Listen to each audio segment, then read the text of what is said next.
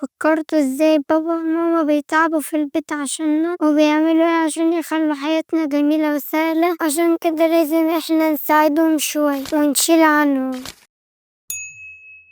اهلا بكم في حلقة جديدة من حلقات حكايات نور. حلقتنا النهاردة ليه لازم نساعد اهلنا في البيت؟ عشان اسباب كتيرة اوي، اهمها انهم بيتعبوا كتير جدا عشان، ولازم نكون شاكرين ليهم ونتعاون معاهم في البيت ونرد لهم لو جزء بسيط من فضلهم علينا، وكمان اننا نحس بالفخر والمسؤولية لما نتعاون في البيت مع اهلنا. طب ازاي نقدر نساعدهم؟ هقول لكم ازاي. بعد ما نلعب بألعابنا لازم نرتبها ونشيلها، وكمان بعد ما نخلص اكلنا ندخل الاطباق في المطبخ، وكمان نرتب اوضتنا ونخليها نضيف وما نتعبش ماما في ترتيبها. وكمان ممكن نساعد اخواننا الصغيرين في الليل ونلعب معاهم. وعشان نتشجع على المساعدة في البيت ممكن نعمل حاجة جميلة أوي، هنلعب لعبة مع اخواتنا مين اللي هيخلص شغله الأول. كمان ناخد من ماما مكافأة بعد ما نخلص. احكيلكم حكاية بسيطة هنتعلم منها كلنا. كان في طفل اسمه سامي ما كانش بيحب يرتب أوضته، ولكن في مرة لاحظ ان مامته بتتعب جدا. قرر سامي انه يساعدها كل يوم شوية، فبدأ يرتب ألعاب وبعدين يتعلم يغسل الاطباق. فرحت مامته بيه جدا وقالت له انت بطل العيلة. من وقتها سامي حس بالفخر انه بقى يساعد في البيت. كلنا نقدر نبقى افطار في بيوتنا. يلا نبدأ من النهاردة. وبكده تكون خلصت حلقتنا. اكتبوا لي كومنت ازاي بتساعدوا اهلكم في البيت. استنوني في حلقة جديدة من برنامج حكايات نور مع نور كريم. هتوحشوني. مع السلامة.